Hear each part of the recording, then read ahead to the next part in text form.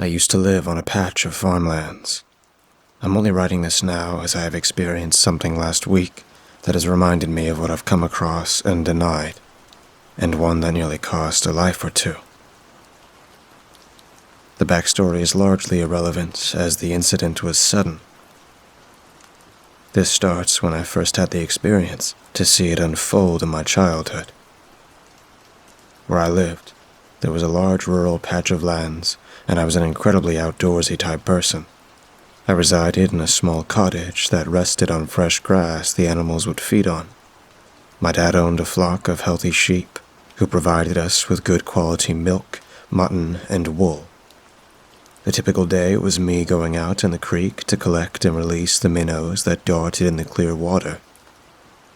I was fascinated by everything, and I'd rush to the wildflowers and observe as the bumblebees buzzed around them, with their pollen baskets full to the brim on a bright sunny day. Occasionally, I would see the swallowtail as it fluttered across the weeds which grew, and I was also keen on watching the rabbits and hares leaping across the pastures. My passion for the outdoors and nature was something that caused me to form some extremely pleasant memories, where I'd exhausted myself out in the day and return with the family to hydrate myself with fresh pasteurized milk. When I was about 5 years old, an unusual occurrence began to unfold. Every now and then, we'd find a sheep that'd be attacked and mangled. We'd assume it was a canid or perhaps a bear, but something about the way these particular sheep were killed seemed odd. Throughout my stay in the old area, we'd come across 18 sheep that died in the exact same way.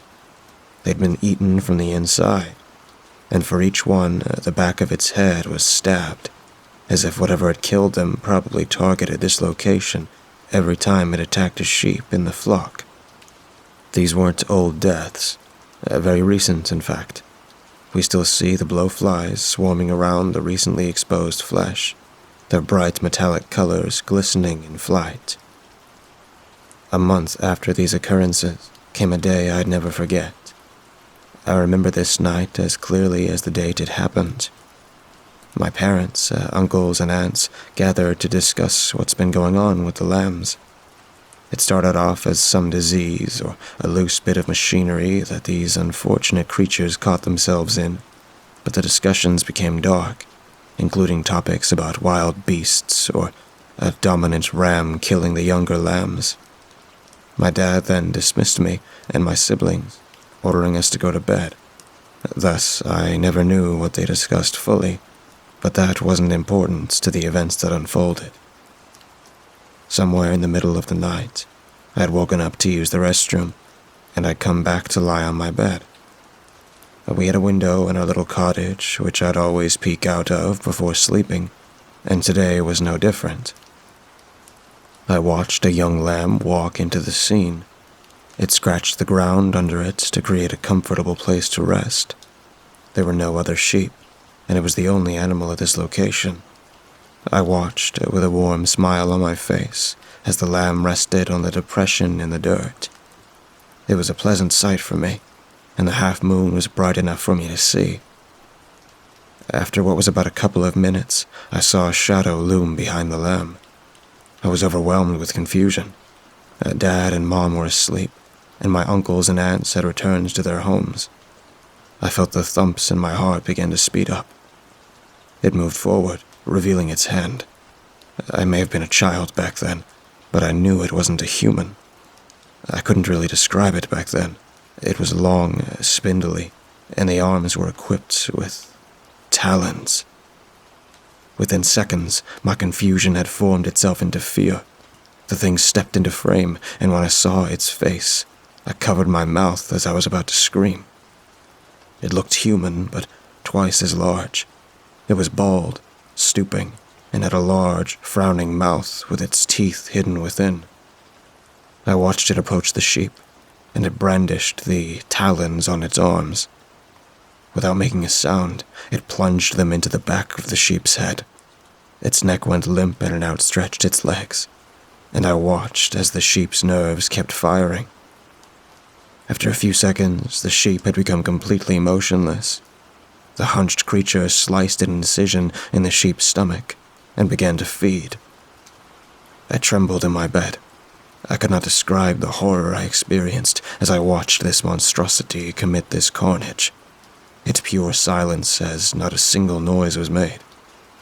It had finished feeding, and it raised its head, turning away to leave. I suddenly, without any warning, sneezed.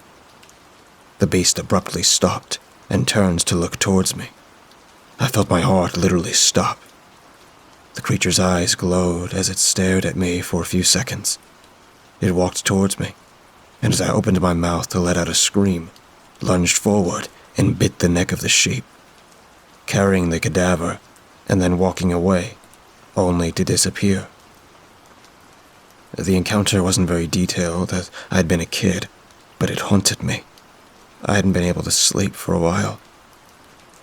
The next day, I told the whole thing to my dad. However, he dismissed it as a dream. He'd never believed me, and had what happened last week not taken place, I would have believed him fully. The killing of sheep stopped there, and we'd never seen a sheep go missing when we lived there anymore. 6 years later, we moved to an urban town, and the encounter with the thing had been buried in my memories, something I denied and eventually forgot. Upon moving, I'd met one of the neighbor's sons with whom I'd become great friends with. His name was Henry. We were both boys, and he was a year younger than me. He was somewhat frail with light brown hair and gray eyes with a hint of blue.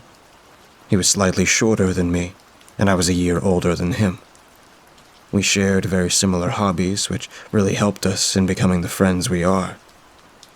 When I was 16, I thought it would be nice for us to visit the old cottage for a week. The location was somewhat far, but the road was isolated, and it wasn't too rocky. I figured we'd go out there by bike. We packed our supplies, which included a fishing rod, a lighter, a few blankets, squeezable shampoo bottles we'd filled with water and used to wash up after doing our business, a few waterproof tanks, a pot to boil the creek water so we don't ingest any dangerous pathogens, a bar of soap, and a shovel. I also took my pocket field guide that I made myself back when we lived there. I divided the supplies between me and Henry and packed them in cylindrical bags, whose straps wrapped around our chests. Before leaving, I went to my dad's basement and fetched an old, slightly rusted pistol and a tin which contained its bullets. Henry looked at my hands as they brandished the weapon. "What is that for?" he inquired skeptically. I, who lived in these lands for years, answered almost instinctively on the spot. "Lest we find a hare or two to eat," I replied. The look on Henry's face seemed to relax, and within about an hour we departed. I waved goodbye to my father and thanked him as he gave us the supplies. He also provided us with 2 sheepskin jackets, warning us that it's cold back there. It was a long and tiring journey, but it was safe. Henry and I rested our bikes on the walls of the cottage, which had fared well through all these years. We rested our exhausted legs, and soon made our way into the house. We chose to stay in my bedroom, as it had 2 beds and plenty of space. We unpacked and discussed about our plans for the week. The day was relatively bland in relation to the story, and so were the days leading up to the event. For the sake of the story, I will only talk about the days it happened. In the afternoon, I requested Henry fetch some water from the creek, and if he needed anything, he'd call for me. He was back in about a minute, clutching the full water tank in one hand, and in his other hand was something else. What's that?" I asked. "I don't know," he exclaimed, as he ran to me, and I held my hand out for him. He loosened his grip, and I observed the thing. It was a glossy black creature, which looked like a centipede whose front legs were long. It was about twice the size of my middle finger. It had powerful jaws and a flattened head. As I watched the creature writhe, I was overwhelmed with a sense of Nostalgia. I looked up at Henry, who was staring at me expectantly. "That's a Helgramite," I told him. "It turns into a Dobson fly, and it looks like no other bug you've ever seen." I immediately reached for my field guide and flipped to page 59, and there it was. A crude illustration, but recognizable nonetheless. Henry stared at the illustration of the full-grown animal. I could describe it as having large wings of a dragonfly, ash gray with a brown shade, a strong, robust body with a dragonfly's abdomen, and the thorax and head of a carabid beetle. Its mandibles were long, like scimitars that clashed together. The drawing didn't do it justice. "It's an indicator of good water quality. They don't tolerate pollution," I continued. Henry then returned the insect back to the creek, and the day went on normally, until nightfall. Deep into my slumber, I felt something crawling on my back. I dismissed it as some sort of weird, dreamlike event. Eventually, it felt unbearable. I jolted out of my bed and looked at what was causing this itching sensation. It was Henry. His hands tapping at my back. Recently, he had been increasingly physical with me, and it felt off. I never asked him what was going on when he did, but now I was immediately asking. "What are you doing?" I asked, irritated. I was tired and beyond confused. He hesitated, looking at me before he began to speak. "There's something that doesn't make sense here," he replied, with equal confusion, ushering at the window. I got out of bed and looked. It had begun to snow. We were in the middle of spring. What was going on? Henry stood next to me in utter confusion. My irritation formed itself into a sense of interest. Perhaps it's a weather anomaly," I said with uncertainty. "They were common here. Sometimes it would pour buckets in summer, and sometimes we'd have scorching days in January." That seems to reassure him, and soon enough, he was fast asleep. The next day went on as usual, until the sun set.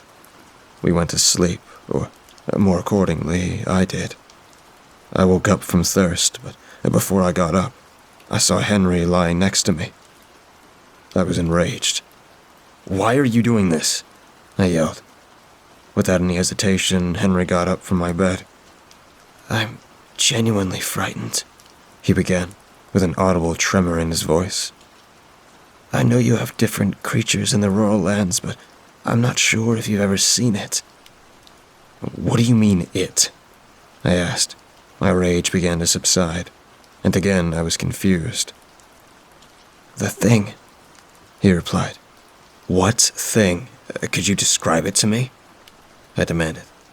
He immediately listed the features of what he saw out that window. And as he did, my heart sank. He talked about a gray, human-like creature. He said it stopped over with a hunched back.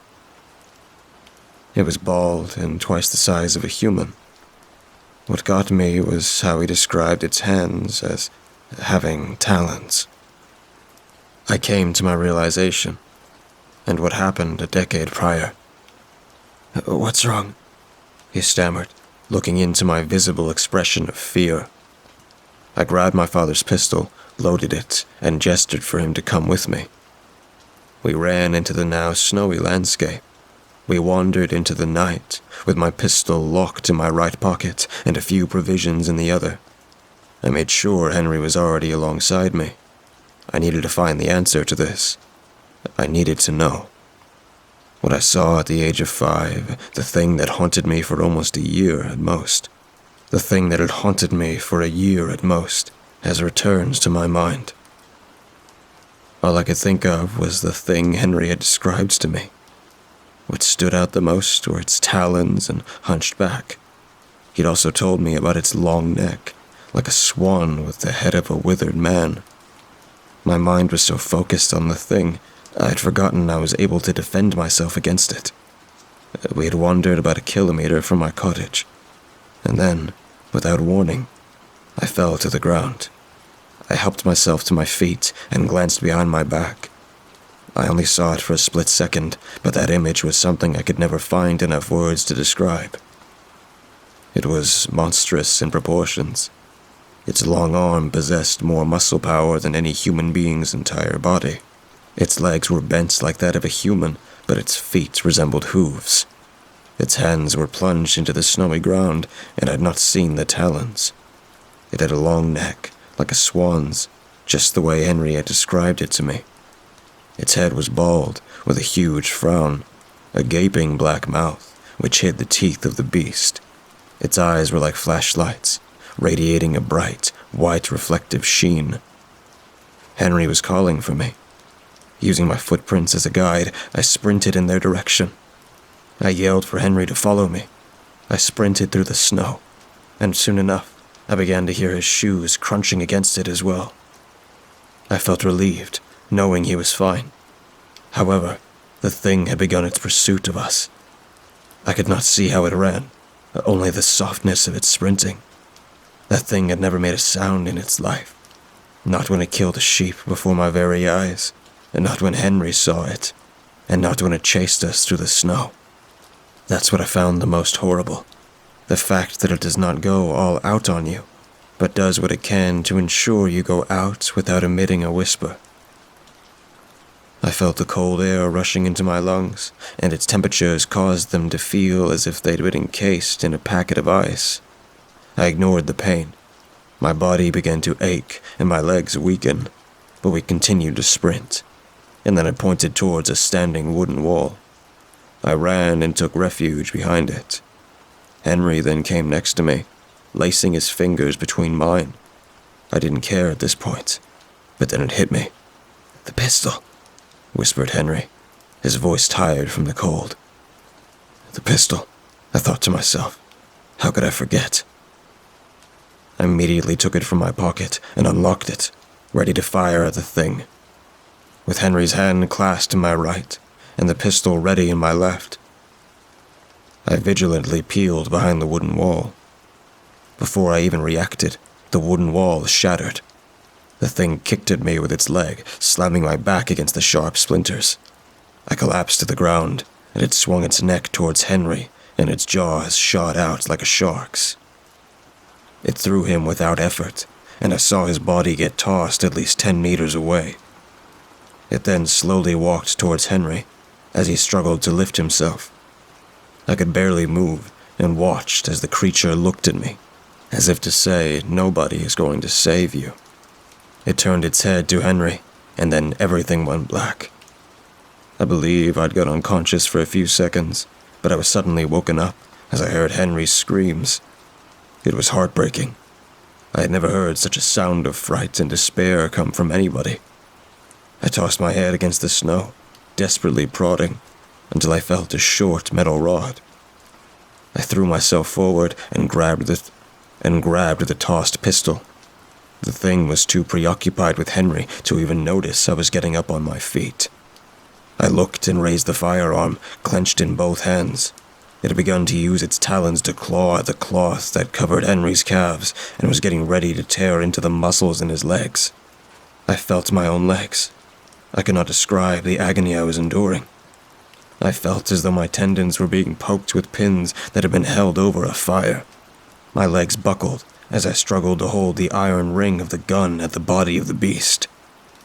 I tried to aim it away from Henry and closed my eyes, pulling the trigger as much as I could. I heard several gunshots, and then my body fell to the ground, giving up in exhaustion. I opened my eyes, and the thing was looking at me. It lumbered away from Henry, whose screams faded as he looked at the thing.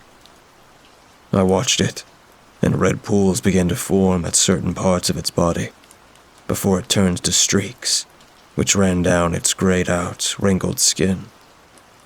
I had shot the thing at least 5 times. It let out an exhale before it turned from us and limped away. That was the only sound I ever heard coming from it.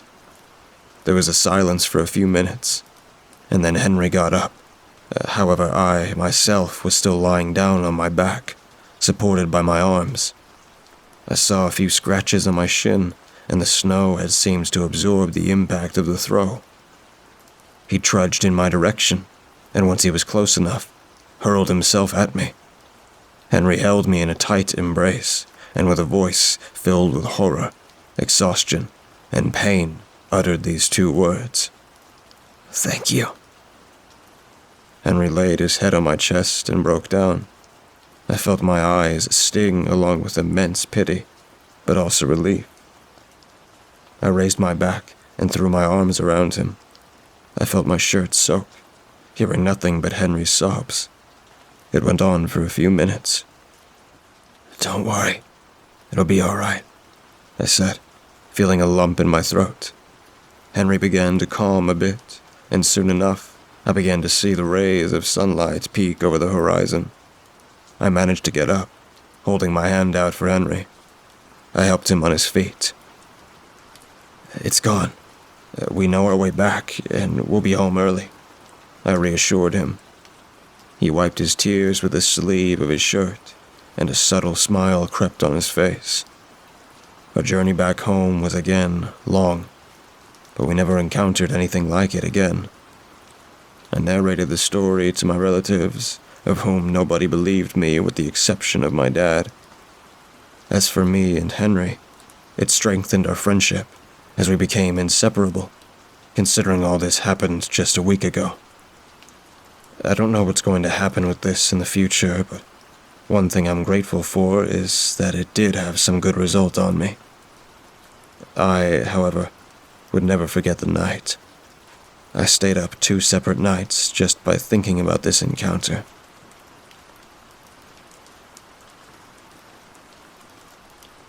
There's an old road in my hometown that runs through some very old land. The woods there are protected because they're part of an old watershed that fills reservoirs downstream which provide water for half the state. So it would be very bad if that water was tainted. And so the land is protected, and so the land is old, as is the road. And so some very strange things have been seen on that road and in those woods. Though most people don't believe what they see, I do. Today I will tell you about the wolf pack. Why wouldn't someone believe I saw a wolf pack? Wolves aren't uncommon, especially not in our neck of the woods. At least not ordinary wolves. And when I first met them, that's what I thought they were too. Ordinary wolves. But if they were, perhaps I wouldn't be here to tell you.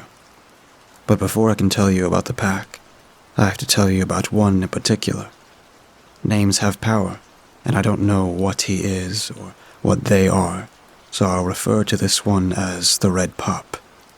He's likely not a pup by now, but when I met him, that's how he appeared to me. I grew up in the woods. My family has always lived next to that old land, and it became my backyard. I found my wanderlust in those old woods. The fauna, the flora, the rocks even, entranced me. My father taught me about mosses and lichens, how to track animals. A family of beavers became my neighbors. The mountain became my true home, and to this day I cannot live away from mountains. I wandered those woods often, though my mother had a fantastic rule to keep me safe. If your shadow is longer than your body, come home. I didn't always follow that rule, though. I got lost in thought sometimes, more lost, perhaps, than some get in the woods. And so, one day, as a young boy, staring too long at the fault lines in a rock, did not notice that not only had my shadow grown long, but it had grown faint. The woods were growing dark, and in old woods, things move about in the dark. I heard a rustling in the bushes, and I was scared. I knew there were bears and coyotes in these woods. I did not expect what I believed at the time to be a small dog.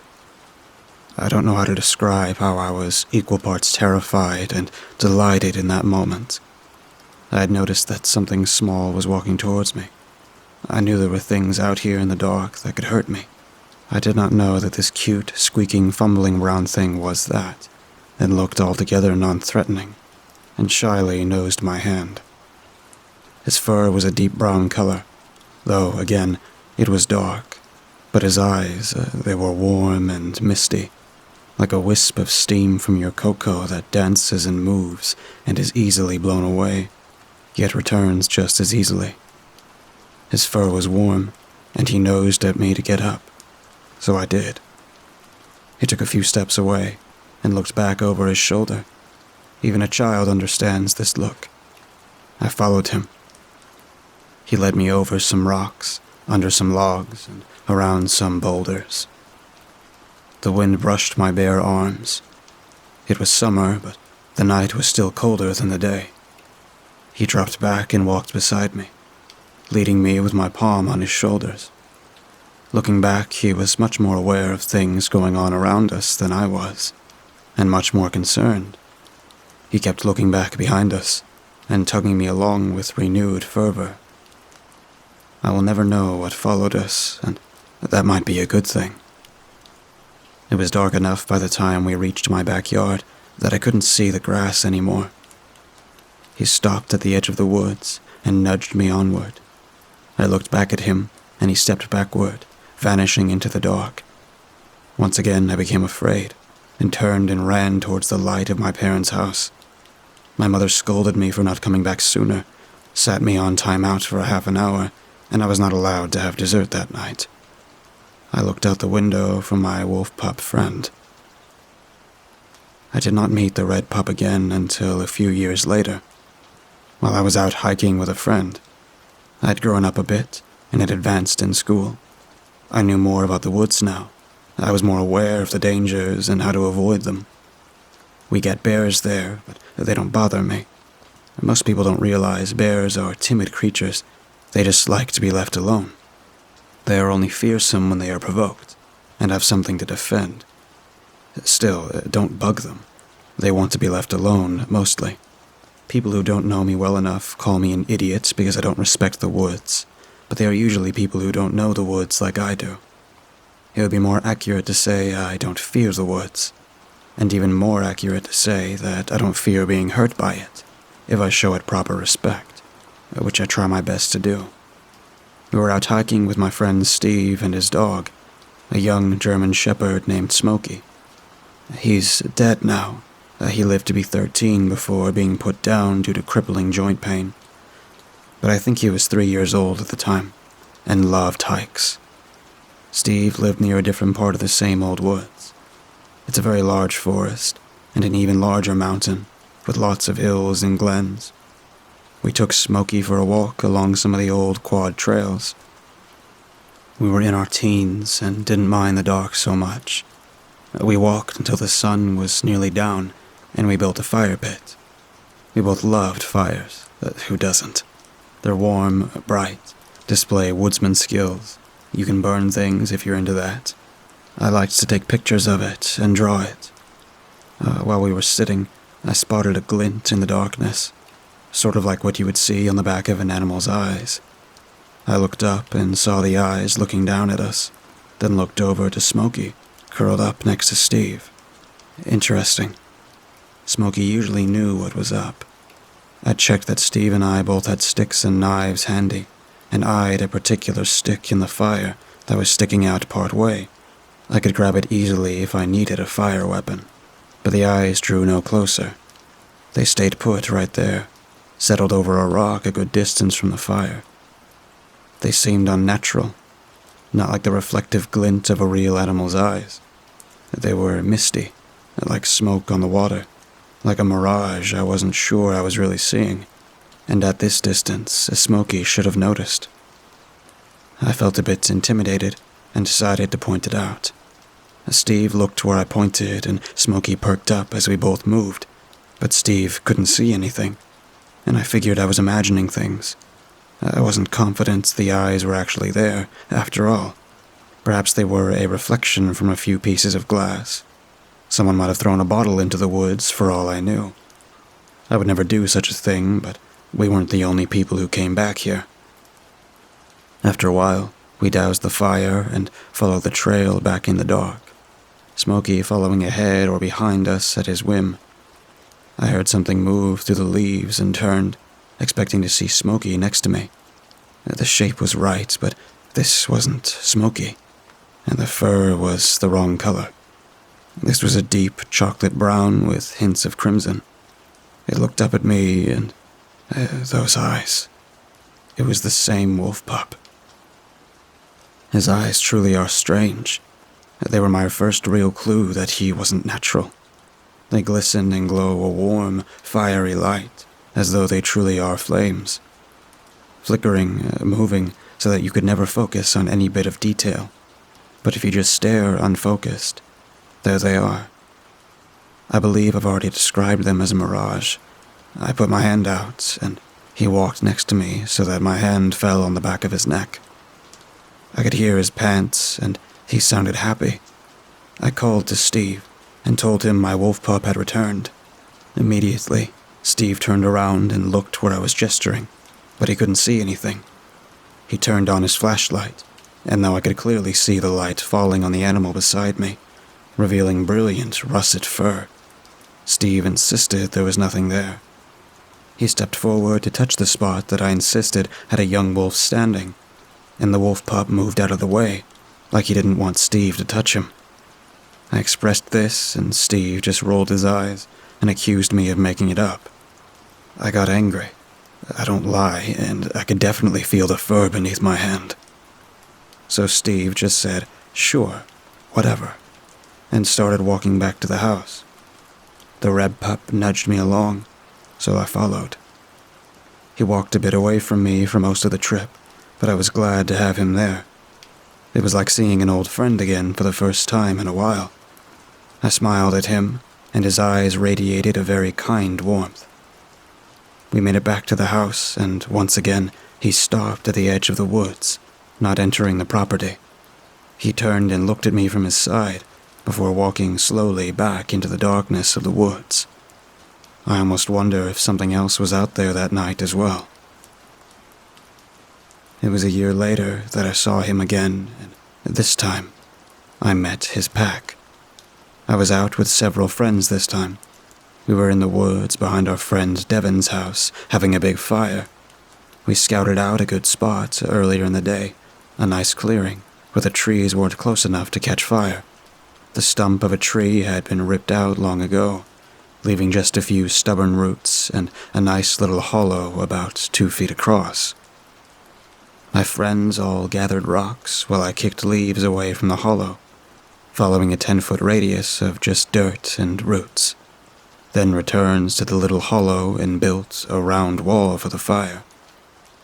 My dad was an EMT and on search and rescue, so through him I had met some of the rangers and fire marshals in the area, which meant I knew the rules for a safe fire that they wouldn't destroy when they found it. These are protected woods, after all, and the rangers will destroy any fire pits that don't meet their standards to discourage drunk teenagers from causing problems. At least 1 foot high on the outside and 1.5 feet on the inside, and 10 feet or more to anything flammable. They never removed fire pits that I built. We got the fire going, had some drinks, cooked a steak that my friend brought. It was a great time, and we were a good half-mile through dense woods from the nearest house, Devin's. A potential danger if you're thinking like a parent. Permission to be jovial and rambunctious if you were thinking like a teenager. As the night went on, the air got cold. Quite cold for a summer night. The wind had picked up too, and we decided to douse the fire so the wind wouldn't carry sparks to the dry leaves. I went to go carry some of our things back, and I saw something from the corner of my eye. A wolf. I immediately took a defensive posture, but as it looked at me with eyes that glowed warmly, and walked with its hackles down and tail up, I realized who it was. It was my friend. The wind gusted then, and his entire body shimmered, like he was made of mist held together by force of sheer will. He looked into the wind, then back at me and whimpered slightly. I looked at him quizzically, but he had no way to tell me what was wrong. He followed me back to the house, and then back to the fire. It took a couple of trips to carry our drinks, our trash, and our chairs back to the house. Finally, we got everything, when Cody said he forgot his jacket. We took a flashlight and went to go get it, My red wolf pup was there on the trail, blocking my way. He wasn't really a pup anymore, but I still think of him as that little pup that I met that one day. Cody ran right past him, but he wouldn't let me pass. I wondered what was wrong, but he gave a quick yip, and then there was movement behind him. Several more wolves, just like him, materialized out of the bushes and from around the trees. They all had the same misty, shifty eyes, like a mirage, but their coats were silver. I didn't count them, but probably about 10 or 12, probably more, actually. I took a step back. I'm dead. But the red one looked at me pleadingly. "What do you want?" I thought. Cody stopped, noticing I had fallen behind, and turned back to ask what was up. He was standing 10 feet from me, shining a flashlight on a pack of wolves that he very obviously took no real notice of. They parted as he walked up to me, and I just stared at them incredulously. I told him nothing, that I thought I had spotted something, but it was nothing. The wind was picking up, so I held the flashlight while Cody rubbed his shoulders, and we basically ran to the fire pit. The pack followed. His jacket was there, still hanging on the tree where he'd left it. The fire was out completely, but there was still steam rising from it. Cody threw his jacket on, and we turned to go, and I was really glad to leave. Not only was it windy, but the woods felt uneasy. When you spend enough time in the woods, as I do, you gain an affinity for them, and you just sort of feel when the land is off. Something was wrong, and I didn't need the misty pack of wolves that only I could see to tell me that. They helped, though. The trees creaked and groaned, and I could feel tremors in the ground like it was quivering. Afraid or angry, I couldn't tell, but there was a queasy feeling in my stomach, like something was very, very wrong. I never thought I'd feel so glad to be in the company of shimmery, definitely not ordinary wolves. Cody tripped over a rock because he's an idiot who doesn't go into the woods often enough. Maybe I came in too often. Either way, he dropped the flashlight and broke it. He swore and complained about how we were going to get back. Looking around us, I decided I wasn't worried. The pack surrounded us now, at least 20, and I realized I could still see them. Silvery, misty wolf shapes that shimmered like a mirage, with eyes that glowed like soft wisps of smoke. Instead of facing inward, they all faced the way we had come, toward the house. The red one walked up to me and gently grabbed my hand, tugging on it. "Okay." I put a hand on Cody's shoulder and told him I got this. "Really?" he asked. I nodded, and that was enough for him. My friends know I know the woods. I nodded to the red pup, and he started forward. I followed him. Cody followed me, and the pack followed all of us. They circled us, too. I could see them shifting, rotating as they led us through the otherwise pitch-dark woods. Some of them looked over their shoulder, and when they did, their eyes shone with a fiery glare that made my blood chill, as I realized I had only ever seen their friendly eyes before. There was no question in my mind now. The woods were uneasy, and those wolves were protecting us from something that would probably find us if we didn't leave, and that would not be a pleasant experience. Cody seemed calm with me next to him, and with a silvery pack of wolves surrounding us, I felt confidence we could get back, but with the knowledge I deduced, it was hard to relax. When we got back, I didn't bother looking behind me. I knew they would just retreat into the dark like the red one always did. I gave a backhand wave as we rushed to the house, and we all sat down to play cards. Later, I mentioned to Devin that I'd met a pack of wolves, and his eyes went wide. I think he actually believed me. He said he had never seen any wolves, but the woods back here had plenty of spirits, some more friendly than others, and it was possible I'd met something benevolent. I opted not to tell him that we had most likely nearly met something not so benevolent. He didn't show it, but I think he knew. It had been his call to douse the fire after all. I don't know what these wolves are, or why they appear to me, or Why so seldom? I think they are protecting me, but again, I don't know why. Maybe it's because I respect the woods, or maybe they just like me. I don't know. I've only seen the full pack one other time, also on a dark and windy night. The red pup has come to me several times, sometimes for company, but nearly always to lead me out of the woods when it gets dark. I've never had anything to offer him, and I don't know how to summon him. I don't live in that town anymore, but every time I return, it has new surprises for me. Those woods are old, and some very strange things have been seen there, though most people don't believe what they see. I do.